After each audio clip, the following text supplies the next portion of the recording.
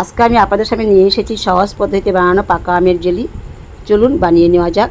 এটা আমাদের বাড়ির 12 মাসে গাছের আম, কত সুন্দর।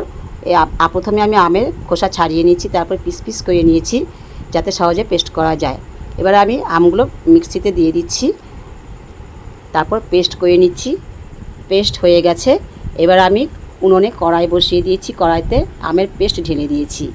এবার পেস্ট খুব ভালো করে নাড়তে হবে যাতে লেগে না যায়। কিছুক্ষণ নাড়ার পর আমি 150 গ্রাম মতো চিনি দিয়ে দিয়েছি। আপনারা আপনাদের পরিমাণ মতো দেবেন, যে যেমন মিষ্টি খান। এবার ভালো করে নেড়ে তারপর ওর মধ্যে প্রায় 4 চামচ মতো ভিনিগার আমি দিয়ে দিয়েছি, যাতে আমরা অনেক দিন রেখে খেতে পারি। ভালো করে নেড়ে দেখছি প্রায় হয়ে এসেছে। এবার আমি ট্রাই করে দেখছি হয়ে গেছে কিনা।